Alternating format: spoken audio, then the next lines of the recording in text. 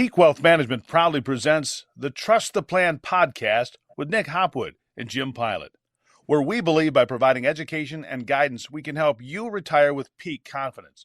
Now, here are your certified financial planners, Nick and Jim. Welcome everyone to the Trust the Plan podcast. I'm Nick. And I'm Jim. And Jim, at Peak Wealth Management, we believe by providing education and guidance, we can help you make great financial decisions so you can retire with peak confidence. Amen. And that's our promise, to do everything we can to help you retire with peak confidence. But hey, it's football season now, right?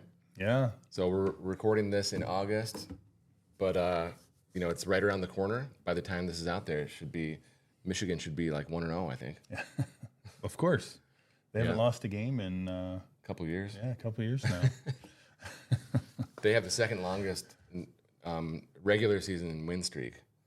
So Georgia has a longer win streak, but Michigan is like 28 games in a row. Ohio State's at 0. That's always fun reminder. Yeah. So you have any predictions here? Maybe we should do a whole episode on a preseason. That is always fun. I think we went through last August. We went through the whole schedule. Yeah, and we nailed it, didn't we? We did. Yeah. We predicted undefeated. I know.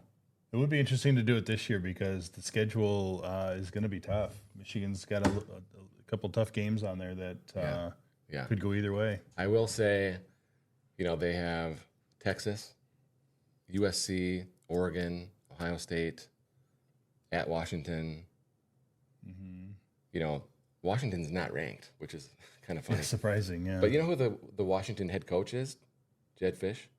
He was the passing game coordinator in Harbaugh's first year. I didn't realize he got that job. Yeah. That's interesting. I saw him speak at a luncheon. I really thought he was sharp. So I'm glad that he was in Arizona the last couple of years and now Washington. So I don't think that they're going to roll over, No, for sure. Especially after we blew them out the last 2 times in a row. I mean, that's the thing, right? Michigan's got a big target on their back. Everybody wants to beat the national champs. Yes, absolutely. The cheaters. Yeah. So I think, they've got all these tough games. They're probably going to lose 3 games. Yeah. On paper at least. On paper, you're going to lose to Oregon, Ohio State, and Texas. Yeah, I mean, not only do they have a tough schedule, but, I mean, obviously they lost some key pieces, right? Yeah. JJ's gone, Blake's gone, head coach Harbaugh's gone. And the whole offense. Yeah. Yeah. There'll be some obstacles to overcome, but they're still deep. They still have a lot of talent, so Moore's got a lot of experience. This is about the time where a couple people, and you know who you are, they're going to start sending me Facebook Messenger notes that, why are you talking about football on the financial planning podcast? And I have to remind them every time because we like it. That's why we talk about it. There you go. Easy enough. Yep, that's it. So just skip to the next episode. Okay, so Jim, today it's kind of like a public service announcement, PSA, reminder to check your beneficiaries, right? So recently we implemented, I shouldn't say recently, I should say a few years ago, we implemented a beneficiary check for every meeting we have. So anytime someone comes in, we're going to look up to see who the beneficiaries are and ask them if this is still what you want. And from time to time, we find people looking to make a change. And it's so simple to make a change. You just tell us who the person is, what their relationship to you is, and what their date of birth is, and then we can DocuSign the paperwork, and it's done. And you can literally change your beneficiary as often as you like. Now that kind of seems silly, but the point is, right, nothing's permanent. But recently we have a new client who came in and, they had a trust set up, so they met with the attorney and did the estate plan, but the trust wasn't funded, and that means you just sign the documents for the trust and you don't do anything after that. Yeah. So you have to fund the trust, which means change your brokerage account to be titled in the trust and, put your house in the trust, deed it to the trust, and name the trust as your beneficiaries on other accounts, if that's the way that you want to go. But they didn't take action. And so we have an IRA at Schwab with no beneficiary and a brokerage account at Schwab with no beneficiary. And so, of course, when there's a new client coming on, we're going to set the stuff up on the first day. Mm-hmm. But I'm just glad that we were coming in to fix this right now. Yeah, absolutely. When our operations team was going through the paperwork and discovered there's no beneficiaries, that's a real hot button for them and a red flag. They wanna to get that taken care of. Making sure. If you want to get Patty excited, yeah, right, tell her you don't have a beneficiary. Yeah, that'll do the trick. But yeah, I mean, we talk a lot about it. It's important, and you don't want to pass and not have beneficiaries listed. It creates so many problems, so many issues, probate, and draws out time and costs a lot of money. And it's just like you described, it's such a simple thing to do that you just want to review it, and not just once, not just on setup, because for some people it does change, right? It's not, you don't always have the same beneficiary forever. Life changes, circumstance changes, people come in and out of your life, and those are important reasons to make sure you're still reviewing those. Exactly. And so let's talk about what happens if there is no beneficiary. Mm-hmm. So if you pass away and you have an IRA or a brokerage account with no beneficiary, it's going to go to probate. So the judge is going to decide, the probate judge will decide who gets the money. Mm-hmm. Okay. And it might not be the person that you wanted to get the money. Right.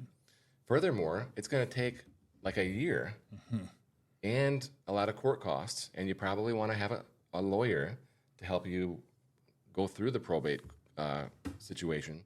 So it's not necessarily all about avoiding probate. It's about getting the person the money, the appropriate person the money that you wanted to get it. Yeah. But then as long as you have a beneficiary on file, you get it done really quick.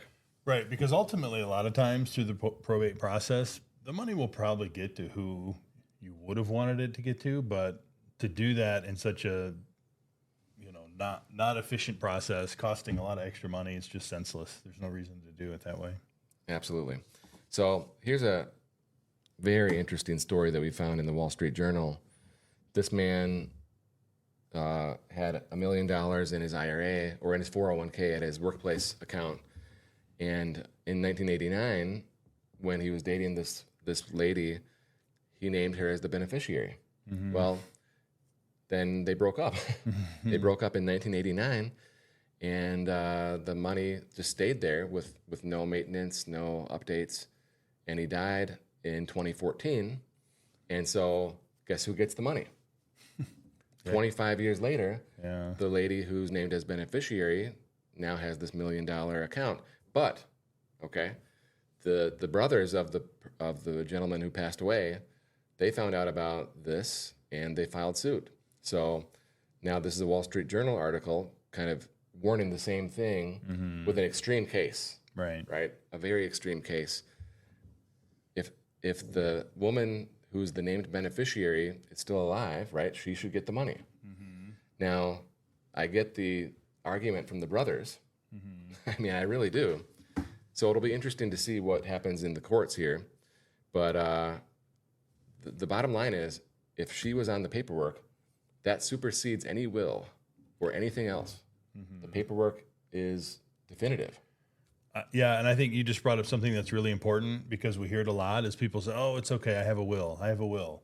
Well, the will basically just tells the judge what you want to happen. It doesn't get you out of probate. It doesn't get you out of the legal costs that, probate process costs. Naming a beneficiary is one of the most efficient ways to do it. I mean, it's a couple, clicks after, signing some paperwork, and next thing you know, you have the money. Like it can happen within, weeks' time. Yeah. So here's our best advice for you, okay? So whenever there's a life-changing event that happens, whether you're getting married or divorced or you have a child or a second child, make sure that you're using these events in your life as a trigger to update and go back and revisit everything. So if you're working on your own, maybe set an annual reminder to update and check all these things. If you're working with us, we're going to make sure it's taken care of automatically. But when people come in and they're married with children and the mother is still the beneficiary, mm-hmm.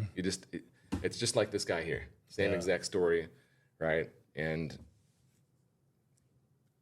it's time to reevaluate, examine everything, and update everything. Right. Because another thing that happens is people will say, oh, well, if I left it to my mom, she would just give it to my spouse anyway. But you're neglecting, tax implications. And if it's in an IRA, well, now mom wants to give you the money. Well, that gets reported on her income. And, there's just things like that are just, that can really complicate the situation. Mom might want to keep it. Maybe mom decides she doesn't want to give it to her. Yeah, exactly. She has no obligation. Yep, very true. Yep. So if you need a beneficiary check, you can reach out to us at peakwm.com and schedule an online appointment, second opinion. And if you were watching on YouTube, first of all, if you're not watching on YouTube, you should. And if you are watching on YouTube, please ring that bell, subscribe, and you'll be notified for the next episode. Peak Wealth Management thanks you for watching and listening to the Trust the Plan podcast, featuring certified financial planners Nick Hopwood and Jim Pilat. If you enjoyed our program, please subscribe and share. If you'd like to learn more about our services, please visit peakwm.com. peakwm.com today. See you next week.